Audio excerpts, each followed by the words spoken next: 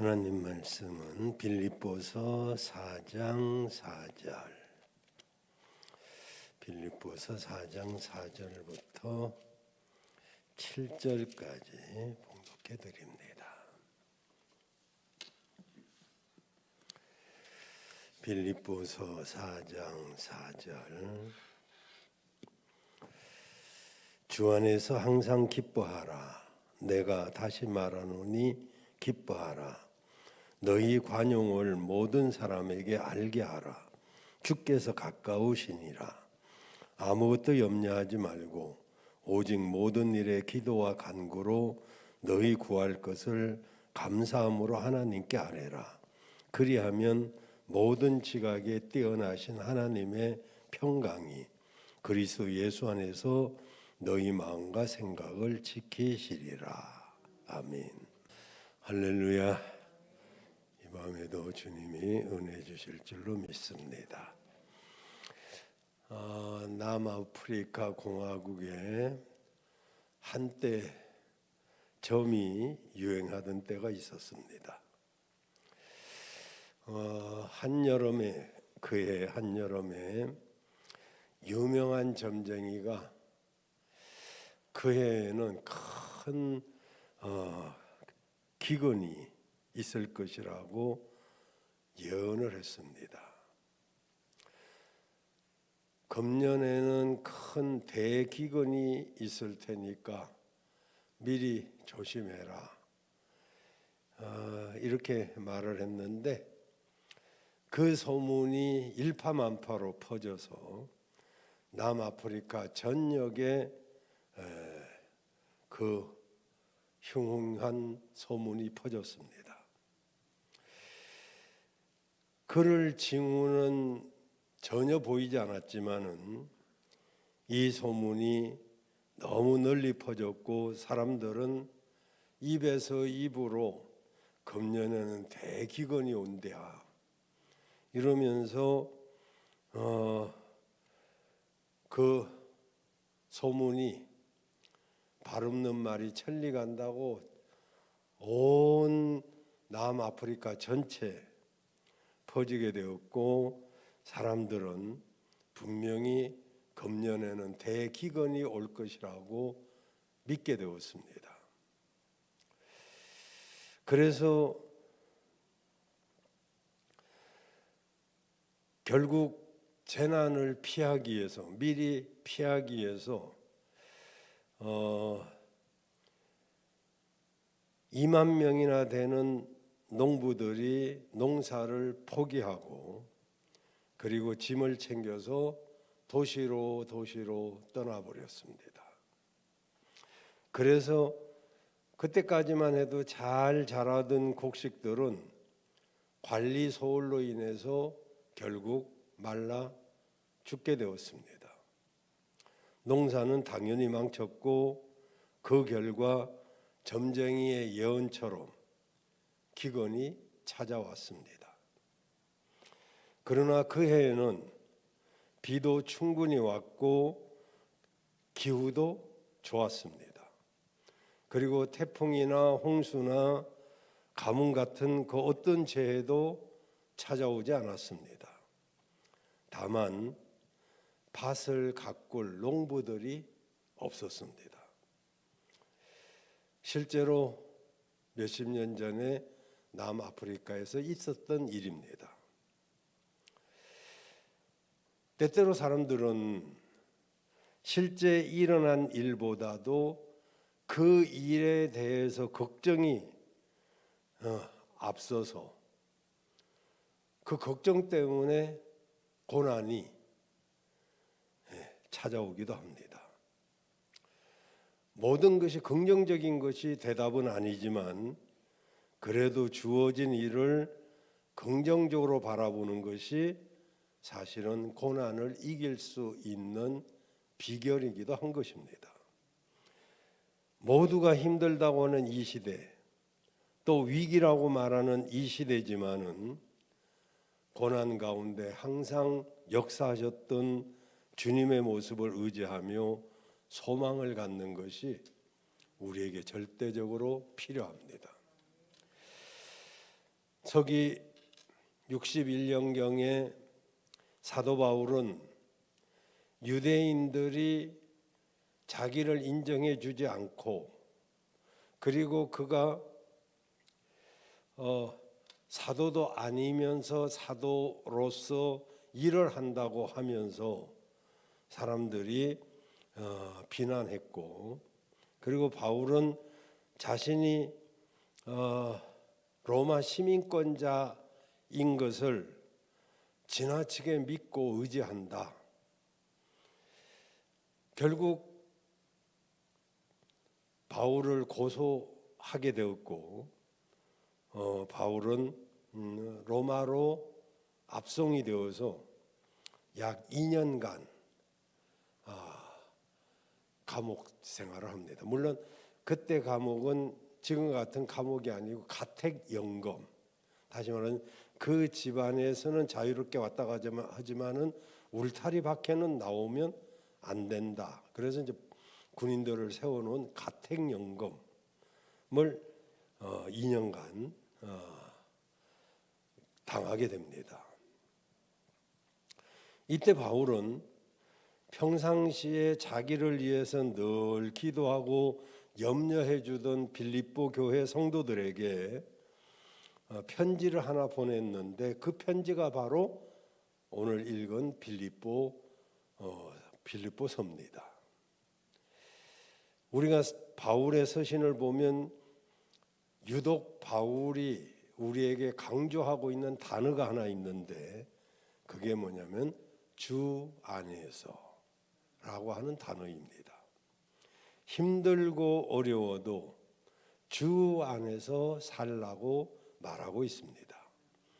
문제가 생겨도 주 안에 살라고 말하고 있습니다. 저도 오늘 주 안에 살라 이런 말씀으로 제목으로 말씀을 드리려고 합니다.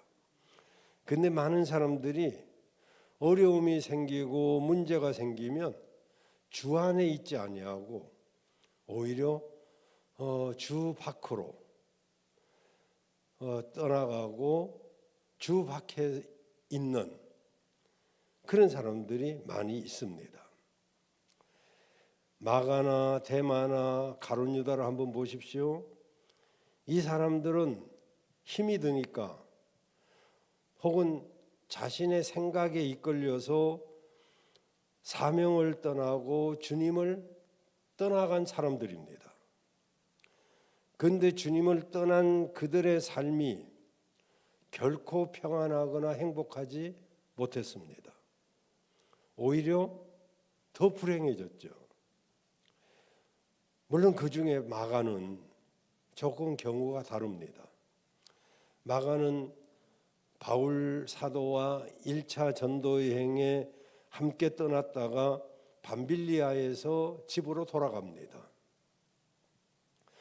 밤빌리아는 당시 도적이 많기로, 산적이 많기로 유명한 타우리스 산 근처에 있었기 때문에 거기에서 다른 지역으로 이동해 가려고 하면 주로 고지대를 통과해야 되기 때문에 길이 아주 험했습니다. 그러니까 전혀 모르면 이제 그런데 이 타우리스 산에 산적도 많지 길도 험하지. 이러니까 젊은 마가가 힘이 들어가지고 이제 지레 겁을 먹어서 포기를 합니다. 그 집으로 돌아가 버려요. 근데 주 안에 있어야 될 사람이 주 안에 있지 아니하고 이제 포기를 하게 되니까 몸은 집에 있으니까 편할는지 몰라도 그것이 얼마나 마가의 일생에 부끄러운 이력이 됐는지 몰라요. 그러니까 그때마다 우리가 생각하고 판단할 때 잘 안 하면 그것이 일평생 그 사람에게 그것이 치명적으로 따라다닙니다. 그래서 우리가 신앙생활도 반듯하게 꾸준하게 할 필요가 있어요. 그래서 이제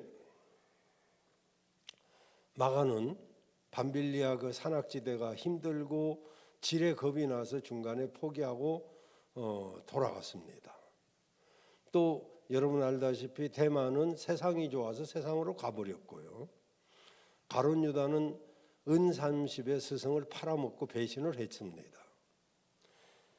근데 이 두 사람은 뭐 알다시피 가룟 유다는 돈도 써보지도 못하고 자살해서 죽어버렸고, 대만은 영 돌아오지도 않았고, 그러지만은 마가는 다시 돌아와서 미션을 수행하게 되고 결국 마가복음을 기록하는 위대한 일을 해내게 됩니다. 그러니 우리는 어떤 어려움이 있더라도 주 안에서 떠나면 안 될 줄로 믿습니다. 오늘 본문은 우리가 주를 떠나지 말고 주 안에서 이런 삶을 살아야 된다, 이렇게 바울이 말하고 있는 것을 우리가 볼 수가 있습니다. 그렇다면 우리는 주 안에서 어떻게 살아야 될까요? 첫째 4절에 우리는 주 안에서 기뻐하며 살아야 됩니다. 이미 말씀드린 것처럼 지금 빌립보서를 기록할 그 당시에 사도 바울은 감옥에 있는 상태입니다. 물론 약간의 자유는 있어요. 그 집 안에서만 밖으로 못 나갈 뿐이지, 오늘날 같이 뭐 창살 있는 감옥이 아니고 그 가택연금이라고 그랬죠. 가택연금. 그 집에서만 활동하는 것이 이제 허락이 된 것입니다. 그래서 이제 바울은 재판을 받아야 되기 때문에 비록 창살에 있는 감옥에 갇힌 것은 아니지만은 집에서는 나올 수 없는 가택연금을 당하고 있습니다. 여러분, 활동이 자유롭지 못하고 제약이 많으면 얼마나 불편하겠어요. 왜 청년들이 가급적이면 군대 안 가려고 그럴까요? 비교적 거기서도 누릴 건 누릴 수도 있고 집보다 더 잘 먹을 수도 있는 환경에 있는 사람들도 있을 텐데, 딱 한 가지잖아요. 자유가 없다는 거. 그래도 어느 정도 뭐 밖으로 돌아다니거나 이런 것은 하잖아요. 그러니 집안에만 딱 갇혀 있다고 한번 생각해 보세요. 얼마나 불편하겠어요. 정말 바울은 그런데 그 불편한 속에서 이렇게 말합니다. 주 안에서 기뻐하라. 사도행전 16장을 보면 바울이 빌립보 지역을 가다가 귀신 들린 여종을 하나 만납니다. 그게 이 귀신 들린 여종이 귀신처럼 알아봅니다. 사람들은 다 바울을 비난하고 그런데 이 귀신 들린 여종만이 저분은 거룩하신 하나님의 종이다 막 따라다니면서 막 그러니까 바울이 괴로웠어요. 왜 괴로웠느냐 하면은 이 귀신 들린 여자가 귀신 들린 것 맞추니까 사람들이 그걸 또 믿으면 이제 문제가 되잖아요. 그래서 바울이 그 귀신을 예수의 이름으로 내어 쫓습니다. 그런데 그 귀신 들린 여종의 주인이 이 점쟁이를 통해서 수입을 얻고 있었는데 이게 귀신이 나가고 나니까 말하자면 영험이 없는 거예요.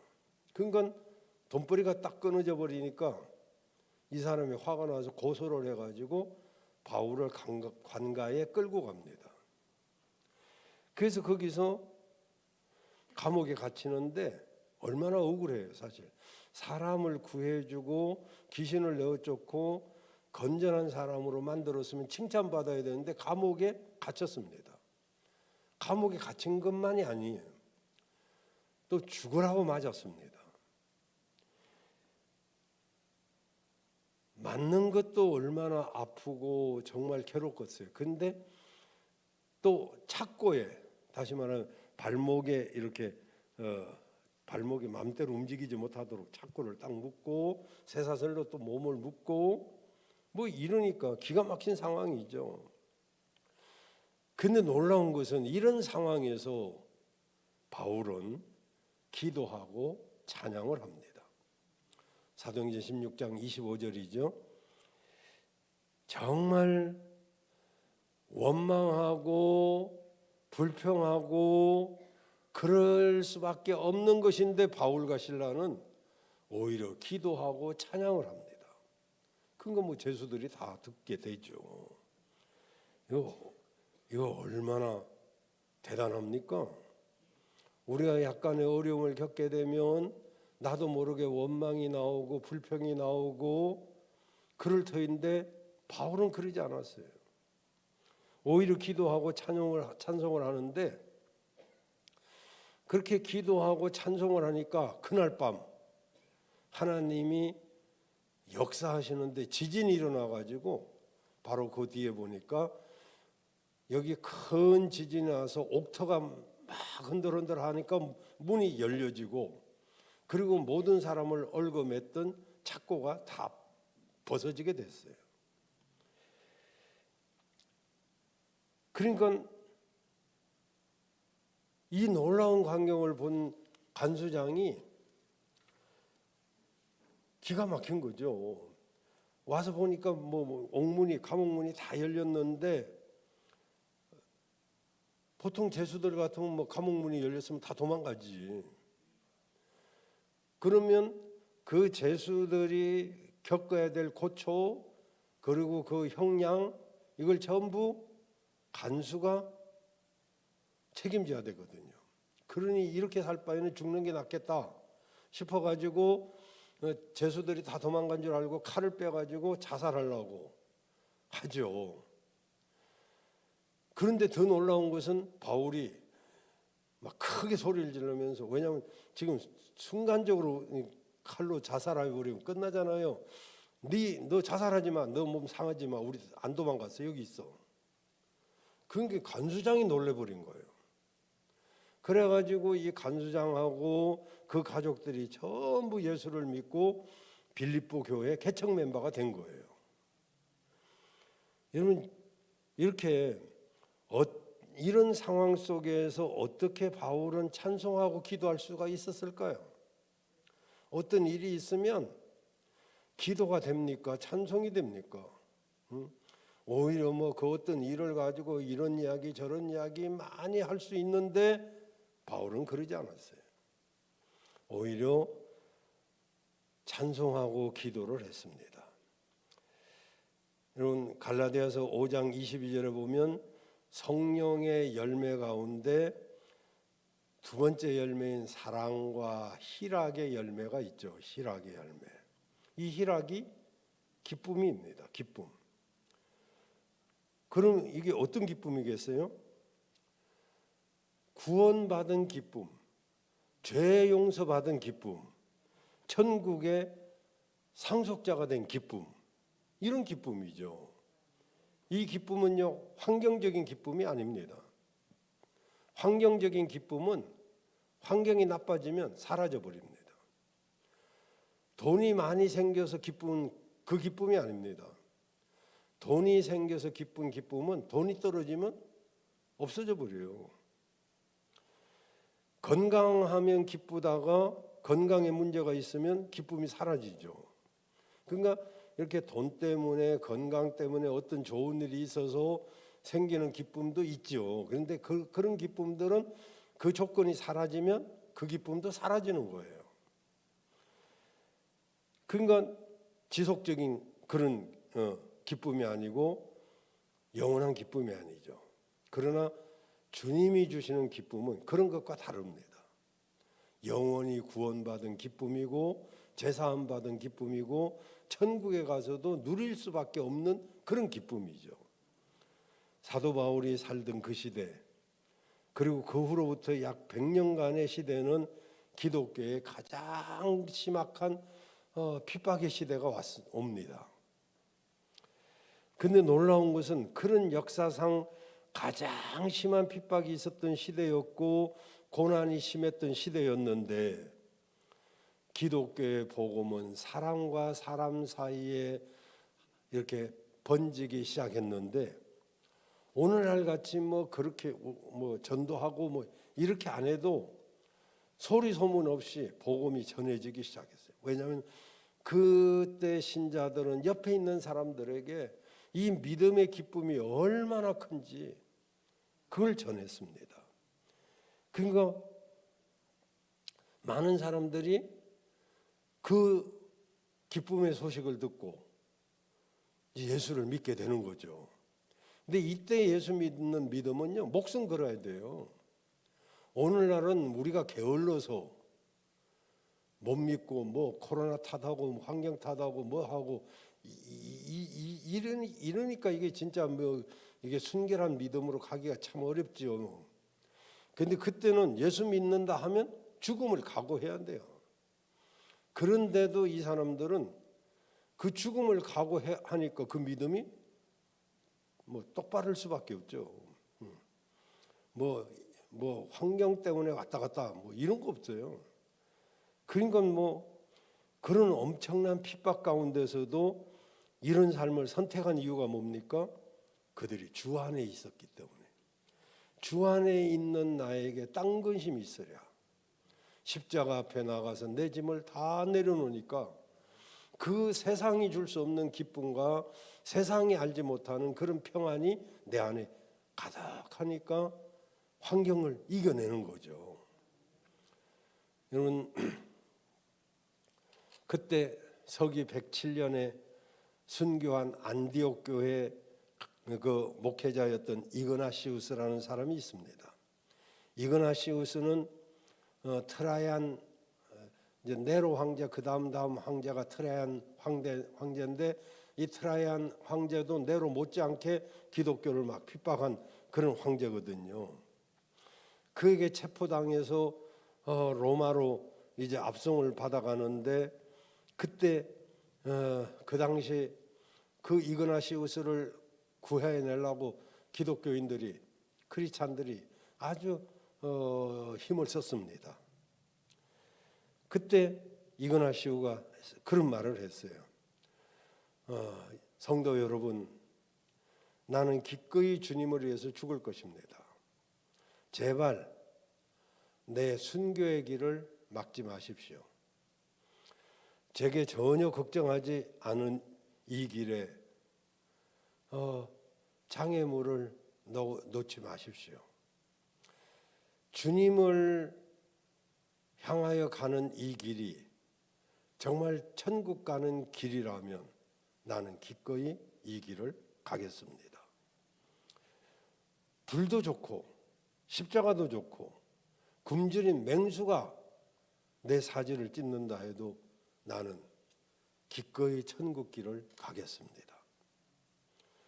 여러분, 무엇이 이 사람을 그렇게 담대하게 했을까요?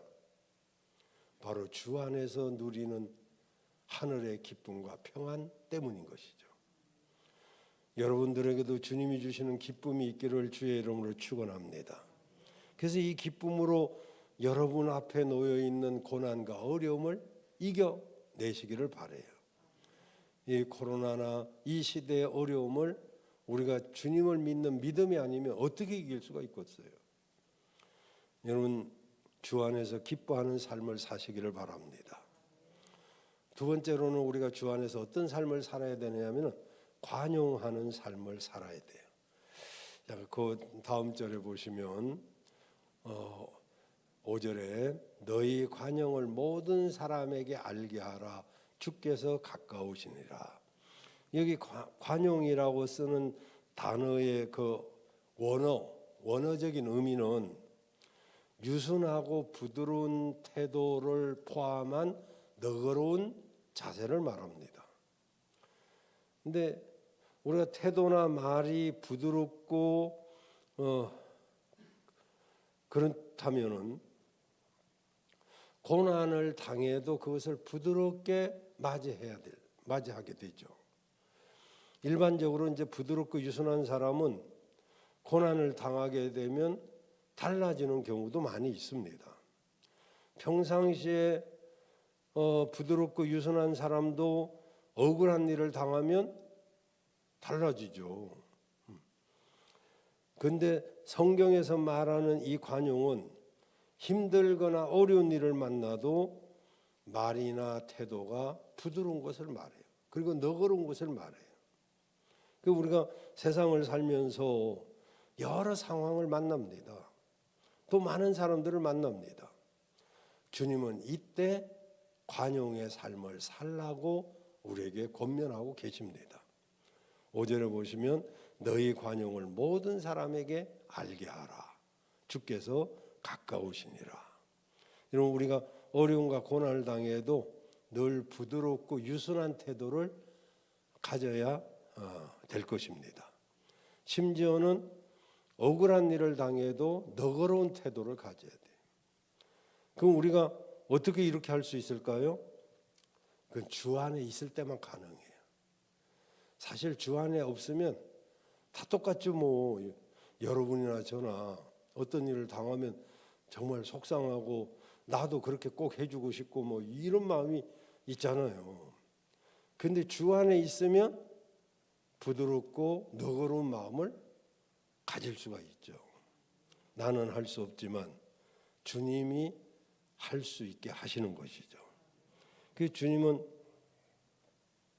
마태복음 5장 39절에도 악한 자를 대적하지 말라. 누구든지 네 오른뺨을 때리면 왼뺨을 이렇게 돌려대라. 또 속옷을 가지려고 하면 겉옷까지도 줘라. 뭐 이렇게 말씀하셔요. 이게 우리가 할 수 있는 일은 아닙니다. 근데 내가 주 안에 있으면 이것도 가능하게 주님이 하시는 거죠. 그래서 우리가 관용, 너그러운 거. 참 우리는 쏘가지가 별로 너그럽지가 못해. 좁잖아요. 그러지만은 주님이 내 안에 계시면 관용한 사람이 되죠. 사람이 누구에게 감동받을까요? 두말할 것 없이 너그러운 사람한테 감동을 받죠. 부부간에 살면서도 부부가 누구한테 감동받겠어요? 뱀댕이 쏘가지 같은 남편한테 감동을 받겠어요? 아니면 정말 너그러운 마음으로 포용하는 남편에게 감동을 받겠어요? 나도 그렇지 못하니까 주원애가 째려보는 것 같기도 한데, 내가 서두에 말했죠. 나는 할 수 없어요. 그러나 주 안에 있으면 가능합니다. 할 수 있죠. 그 관용할 때 사람들이 이제 감동을 받고 거기에 깃들게 되는 거죠. 제가 이제 그릇 키우기라는 그런 글도 써봤는데 이건 여러분에게도 말씀드린 적이 있죠. 설거지를 하다 보면 그릇이 꼭 끼어가지고 안 빠지는 경우, 한쪽 그릇이 크면 다른 그릇도 이렇게 담을 수가 있죠. 더 크면 더 많은 그릇들을 담을 수가 있겠죠. 근데 그릇이 크기가 똑같으면 꼭 끼어가지고 안 빠집니다. 사람도 똑같아요. 그릇이 고만고만하면 꼭 끼어가지고 서로를 탓합니다. 한쪽이라도 이렇게 조금 크면 부드럽게 빠지고 서로 이렇게 용납이 될 텐데 고만고만하니까 이제 문제가 나죠. 그래서 우리가 주 안에서 뭐라고 그럽니까? 관용해라. 모든 사람에게 관용해라. 우리가 주님이 말씀하신 대로 이제 관용의 삶을 사시길 바래요. 외지간하면 그냥 져주고 살자. 져주고 사는 게 가장 좋아요. 우리 다 져주고 사는 게 좋습니다.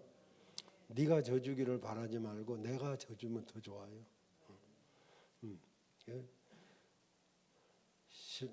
남자들이 별로 없네. 유 목사님하고 임 집사님하고. 유 목사님은 잘 져주고 살죠? 그건 사모님한테 물어봐요. 그럼. 지원의 사모님, 내가 잘 져주고 살아요? 이기고 살아요? 골치 아파. 지고는 못 사니까. 그 설교자는 굉장히 어려워요, 여러분. 설교자라는 거는 설교자는 사실 여러분 이해 많이 해야 돼요.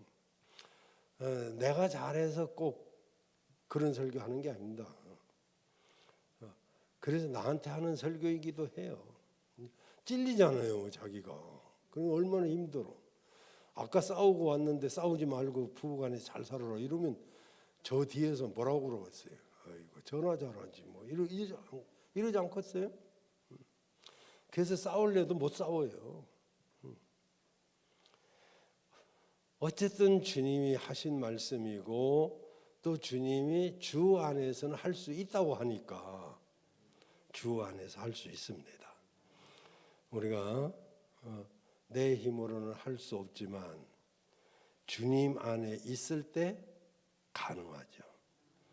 주님의 마음을 품을 때 이 일이 가능한 줄로 믿습니다.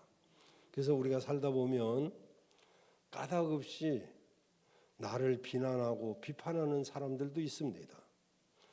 또 공격하는 사람도 있습니다. 그런 사람들을 그대로 갚아주고 싶겠지. 사람은 다 그렇잖아요. 그러지만은 그때 관용하고 이해하고 그럴 수도 있겠다. 나는 이렇게 하려고 했는데 그가 그 뜻을 몰라주면 오해도 할 수 있겠다. 이렇게 인정하고 또 서로가 입장을 바꿔놓고 생각하면 충분히 그럴 수도 있겠다. 어떤 사람이 어떤 일을 하면 에이 그럴 수도 있지 뭐 이렇게 생각하면 문제가 쉽게 넘어가죠. 어떻게 그럴 수가 있어? 이럴 수도 있잖아요. 도대체 어떻게 그럴 수가 있는 거요? 그러면 이해가 안 되죠. 그래서 서로 상대방 입장을 생각하면서 그럴 수도 있다. 그럴 수도 있지 뭐. 이러면 다 이해가 되는 거예요. 그래서 2 더하기 2는 4라고 했잖아요.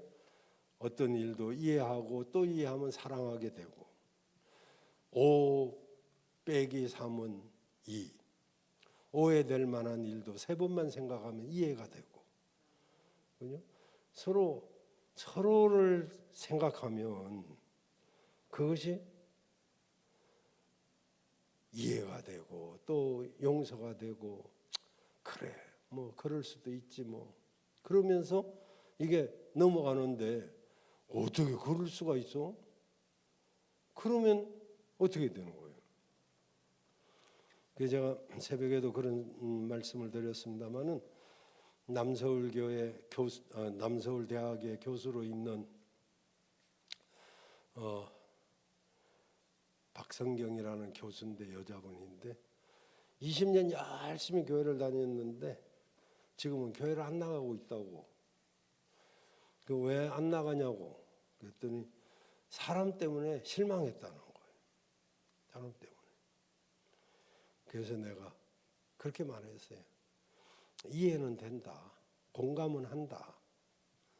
그러나 사람 때문에 하나님을 떠나면 누가 더 어리석은 사람이 되겠느냐.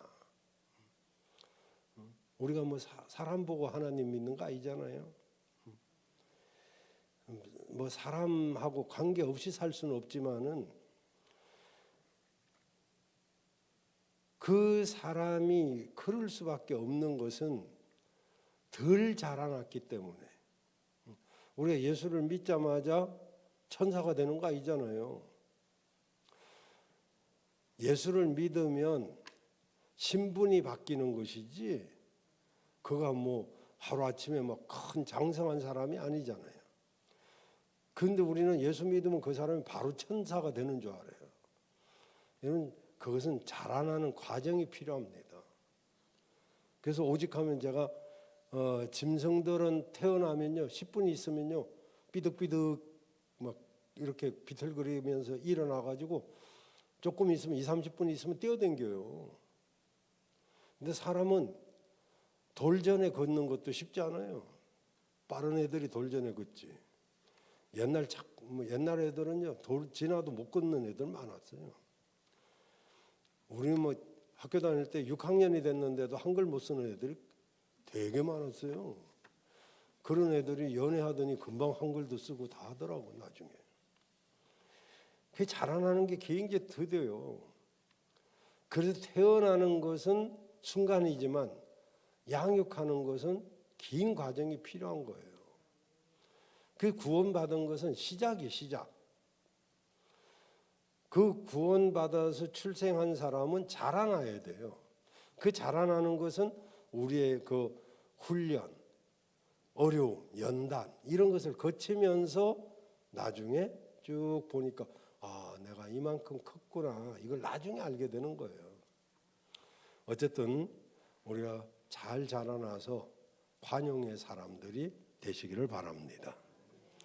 마지막으로 우리가 주 안에 사는 삶은 어떤 삶이냐 하면 염려거리를 기도거리로 바꿀 줄 아는 사람. 오늘 6절 보면 기도와 간구를 하라고 했는데 여기 이제 앞에서 강조한 주 안에서 기도하라 이렇게 말씀드리고 싶어요. 그러니까 기도는 다 주 안에 사는 것이지 뭐 주 밖에 사는 기도가 있나 이렇게 생각할 수도 있겠습니다만은 성경은 그런 기도도 있대요. 야고보서 4장 3절에 보면 구하여도 받지 못함은 잘못 구하기 때문이다 그랬어요. 그러니까 주 밖에 사는 기도는 잘못 구하면 응답이 없다는 거예요. 그러니까 이왕이면 어떻게 해야 됩니까? 주 안에서 기도해야 되겠죠. 그래서 우리는 6절 말씀대로 기도하는데 염려하지 말고, 염려할 것이 있죠. 그런데 그 염려할 것을 염려하지 말고 그것을 기도와 간구로 우리 구할 것을 감사함으로 하나님께 아뢰면 7절의 그 유명한 말씀처럼 7절에 보면 지각에 뛰어난 하나님의 평강이 그리스도 예수 안에서 너희 마음과 생각을 지키실 것이다. 믿으시길 바랍니다. 그래서 우리는 본문 6절 말씀처럼 기도해야 돼요. 염려할 수밖에 없는 상황이에요. 상황은. 그런데 그것을 어떻게 감사할 수 있을까요? 응답을 믿기 때문에 감사하는 거예요. 응답의 확신, 이건 결과를 안다는 거 아니겠어요? 여러분 결과를 알면 염려할 거 뭐 있어요? 두려울 게 없죠. 근데 우리가 결과를 모르니까 두려운 거지. 예를 들어서 지난 도쿄 올림픽 때 일본과 여자 배구를 하는데 마지막 5세트에서 14대 12로 지고 있었어요. 근데 연속 4득점을 하면서 김연경 선수가 역전승을 했잖아요. 그래가지고 뭐 마치 금메달 딴 것보다도 더 인기가 좋았어요. 김연경 선수가. 그러니까 우리가 어떻게 될 걸 알고 그 경기를 보면 절대로 실망하지 않죠. 14대 10인데 모르니까 이건 바로 지잖아요. 그런데 연속 4득점을 할 줄이야 누가 알았겠어요. 그래서 그 결과를 모르니까 축구 보다가 충격 먹고 죽는 사람도 있잖아요. 응? 왜 그렇게 스포츠를 보면서 충격을 먹나 몰라. 나는 그런 거 안 봐요. 그냥 결과가 난 뒤에 이겼으면 그때 한번 봐. 알고 보니까 재미있지 뭐. 불안할 필요도 없어요. 기도도 마찬가지예요. 기도하면 응답받는다는 결과를 알면 기도하는데 불안할 필요가 뭐 있어요. 근데 응답을 받을지 못 받을지 모르니까 이게 불안한 거예요. 그러니 그 기도가 안 되죠. 꼭 우리가 확신을 가져야 될 이유가 뭡니까? 나는 기도하면 응답받는다. 이 확신이 있으면 우리 기도할 것을 감사함으로 하나님께 아뢰기만 하면 되지. 아니 응답 받을지 안 받을지도 모르는데 무슨 감사가 어떻게 있겠어요? 그래서 기도 응답에 대한 확신이 없으면 기도하면서도 불안해. 내 기도는 뭐 응답이 되는 건지 안 되는 건지 그거 제대로 하도 못해. 이런 사람은 기도도 제대로 못해요. 근데 내 기도는 확실히 응답받는다는 확신만 있으면 불안할 필요가 없어요. 그러잖아요. 우리 자녀들 어릴 때도 이야기를 간혹 합니다마는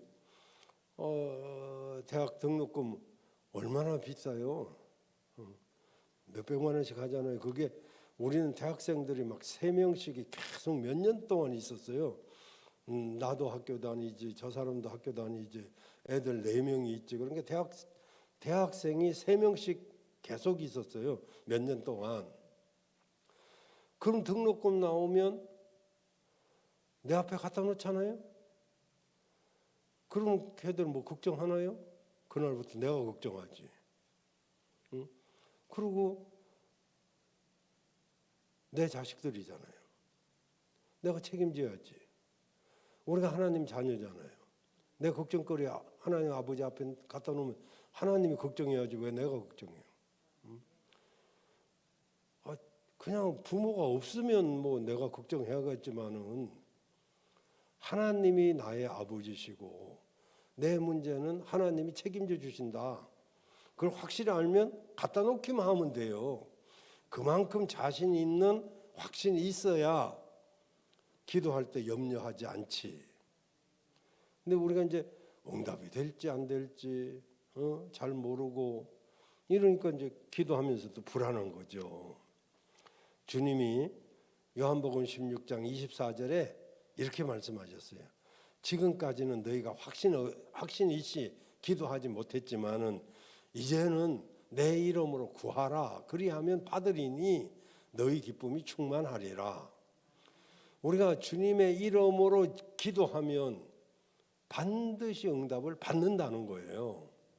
그래서 우리가 주 안에서 살면서 기뻐해야 되고 관용하는 삶을 살아야 되고 그리고 염려할 거리가 생겨도 그것을 기도거리로 바꿔서 하나님 앞에 기도하면서 살면 바로 하나님이 우리의 기도에 응답해 주실 줄로 믿습니다. 로마서 12장 2절 보면 그래서 이렇게 말씀하고 있어요. 너희는 이 시대를 본받지 말라. 이 세대는요 하나님을 못 믿게 하는 그런 시대가 되고 있어요. 이 시대를 본받지 말고 네 마음을 새롭게 해라. 그래가지고 하나님의 선하시고 기뻐하시고 온전하신 뜻이 무엇인지 분별해라. 아멘이십니까? 그래서 우리가 주 안에 있으면 이런 것들이 해결되게 될 줄로 믿습니다. 우리 모두 주 안에 사십시다. 주 안에서 믿음으로 살고 주 안에서 기뻐하며 관용하며 기도하며 사는 그런 나와 여러분이 되시길 바랍니다. 찬송하겠습니다. 364장인데요. 이 주님을 가까이 하는 것이 쉽지는 않죠. 그러지만 야곱처럼 늘 주님을 가까이 하시길 바랍니다.